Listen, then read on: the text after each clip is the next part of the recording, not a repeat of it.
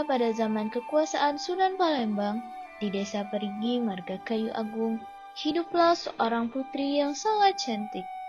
Selain cantik, putri itu juga terkenal sakti. Jika ia meludahi orang, rambut orang itu akan berubah menjadi warna putih. Karena itulah dia bernama Putri Rambut Putih. Kecantikan dan kesaktian putri itu terkenal di seluruh negeri, sehingga banyak pemuda dan orang tua ingin menjadikannya istri atau menantu. Sayangnya, Putri Rambut Putih adalah seorang gadis yang sombong. Siapapun yang mencoba mendekatinya, ia akan meludahi orang itu hingga menjadi putih. Putri juga mempunyai seorang kakak laki-laki bernama Lengkuse. Dia gemar bertapa dan mendalami ilmu kebatinan. Kesaktian Lengkuse juga sangat terkenal, tidak ada yang dapat mengalahkannya. Ternyata kabar kecantikan Putri Rambut Putih terdengar juga oleh Sunan Palembang. Sunan pun ingin meminang Putri. Diutuslah anak buahnya dengan membawa banyak barang yang berkilauan. Tetapi utusan itu juga diludahi oleh Putri. Rambut para utusan Sunan itu menjadi putih seketika. Dan akhirnya mereka pulang mengadukan nasib pada Sunan. Sunan malu atas kejadian tersebut. Coba selidiki, kekuatan apa yang dimiliki oleh Putri Rambut Putih itu sebenarnya? Pergilah utusan itu memulai penyelidikan. Mereka berniat untuk menculik Putri Rambut Putih. Maka utusan itu mencari berita tentang kekuatan dan kelemahan putri itu. Dari cerita-cerita yang mereka dengarkan melalui penduduk desa, Putri Rambut Putih menjadi sedemikian sombong selain dia merasa cantik dan sakti, karena dia juga mempunyai seorang kakak yang juga sangat sakti, yaitu Lengkuse. Akhirnya, para utusan itu memutuskan pulang untuk melaporkan hasil penyelidikan yang mereka dapatkan kepada Sunan. Kalau begitu, aku harus mendapatkan akal bagaimana caranya membunuh Lengkuse. Tanpa Lengkuse, tentu putri itu tidak dapat berbuat banyak. Tiba-tiba Sunan teringat, di belakang desa Perigi itu ada hutan yang dihuni oleh seekor kerbau yang liar dan ganas. Telinga kerbau itu menjadi sarang lebah, menandakan betapa ganasnya kerbau itu. Jika kerbau itu mencium ada manusia di dekatnya, dia akan mendengus dan mengejar manusia itu sampai dapat. Sunan juga ingat, selain kerbau ganas itu ada juga sebuah sumur yang sangat dalam dan besar di hutan itu. Sunan pun mendapatkan ide yang dia pikir sangat bagus untuk mengatasi Lengkuse. Akhirnya berangkatlah Sunan dan para utusannya ke desa Perigi. Di desa Perigi, Sunan tidak bertemu Lengkuse. Ternyata Lengkuse sedang bertapa di ujung desa Tulung. Pengawal Sunan pun menemuinya di desa itu.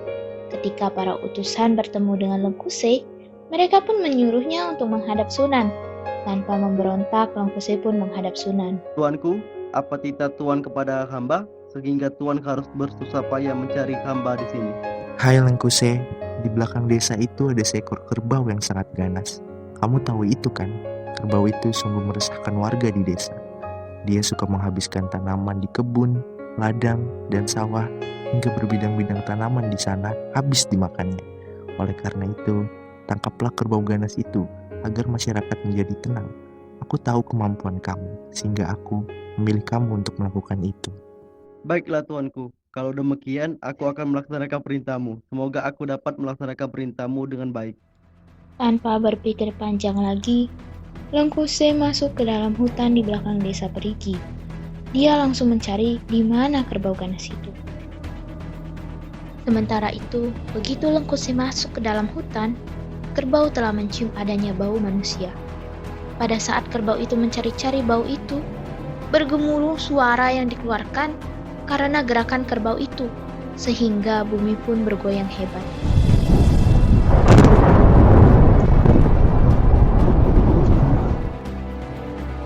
Lengkuse pun segera bersiaga. Bunyi dengusan kerbau pun semakin mendekati tempat Lengkuse berdiri. Begitu melihat seorang manusia di depannya, kerbau itu langsung menyeruduk dan menghantamkan tanduknya ke tubuh Lengkuse. Tapi dengan sigap Lengkuse dapat menghindari serudukan kerbau itu. Begitu serudukannya tidak berhasil merobohkan lawannya, kerbau itu mengamuk. Dia menerjang semakin ganas ke arah Lengkuse. Kali ini Lengkuse tidak menghindar.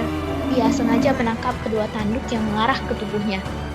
Sambil menahan agar tanduk itu tidak mengenai badannya, dia tinju kepala kerbau itu dengan tenaga kesaktiannya. Hanya dengan sekali pukul, kerbau itu langsung terkapar tidak berdaya di hadapan Lengkuse. Dengan gagah dan tenang, Lengkuse mengangkat tubuh kerbau itu dan memanggulnya di atas bahunya. Di bawahnya kerbau itu pulang dan diserahkannya di hadapan Sunan. Paduka, ini kerbau yang Paduka maksud. Sudah saya lumpuhkan. Sunan terkejut dan kecewa melihat Lengkuse berhasil mengalahkan kerbau itu. Tetapi dia sudah menyiapkan rencana lain. Lengkuse, aku hargai keberhasilanmu. Tapi, bolehkah aku meminta pertolonganmu sekali lagi? Apa titah Paduka kali ini? Cincinku jatuh di sumur yang ada di dalam hutan itu juga. Ambilkanlah untukku. Baiklah Paduka, akan saya laksanakan perintahmu. Tanpa diketahui Lengkuse, di dalam sumur itu sudah dipasang beberapa tombak yang tajam mengarah ke atas. Setelah mendengar perintah Sunan, Lengkuse tidak berpikir panjang langsung terjun masuk ke dalam sumur itu. Sunan berpikir kalau kali ini pasti Lengkuse akan langsung tewas begitu masuk ke dalam sumur. Tetapi rupanya Sunan salah lagi. Begitu terjun ke dalam sumur, terdengar suara gemeretak kayu-kayu patah. Ternyata itu suara tombak-tombak yang patah karena ditimpa tubuh Lengkuse. Sementara tubuh Lengkuse sama sekali tidak tergores sedikit pun. Akhirnya Lengkuse berhasil mengambil cincin itu dan diserahkannya kepada Sunan. Sunan pun kembali kecewa. Akhirnya Sunan dan rombongan utusan kembali pulang.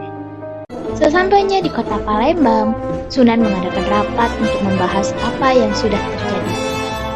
Seluruh hulu balang berkumpul. Sunan bertanya kepada hulu balang yang berkumpul. Siapa di antara kalian yang sanggup mengambil putri rambut putih?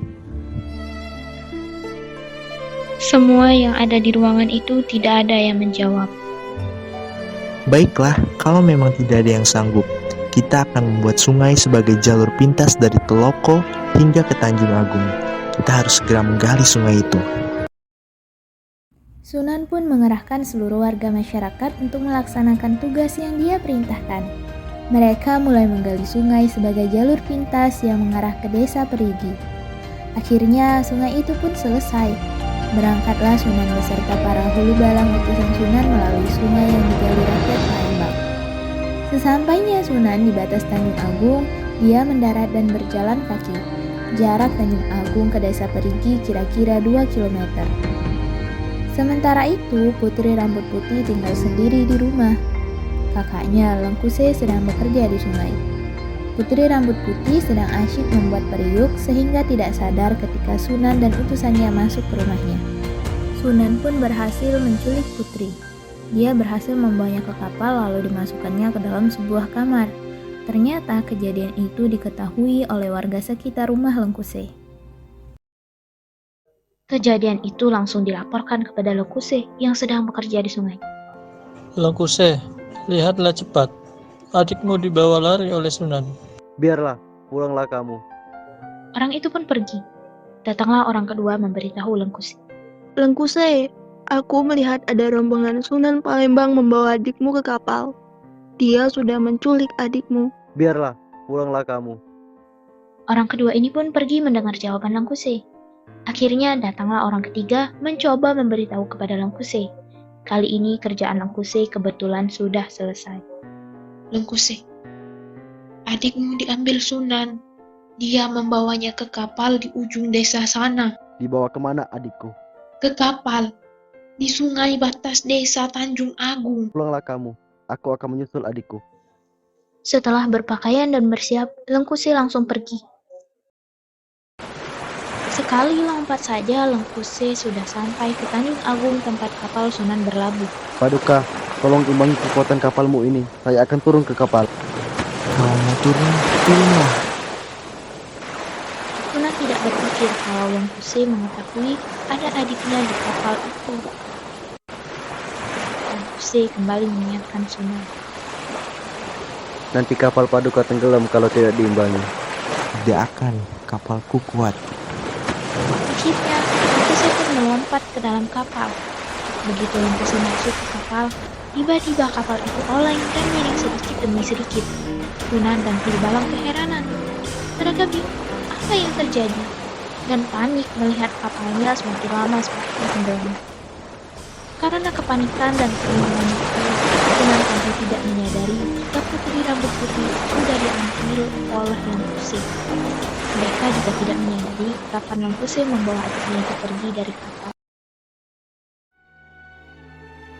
Karena kecewa dan dendam yang besar kepada Lengkuse dan putri rambut putih, Sunan pun pulang kembali ke Palembang. Karena kekecewaannya itu juga, Sunan berpesan kepada seluruh keluarga dan warga masyarakat di Palembang. Mulai saat ini, jangan sekali-kali kalian mengambil anak atau keturunan kayu agung untuk dijadikan menantu. Kalau kalian melanggar pantangan ini, apa boleh buat, kalian tidak akan selamat, kalian akan celaka. Menurut cerita ini, sampai saat ini, orang Palembang asli keturunan Sunan tidak ada yang berani menjodohkan anak keturunannya dengan anak keturunan orang kayu agung. Mereka takut dengan sumpah yang diucapkan oleh Sunan.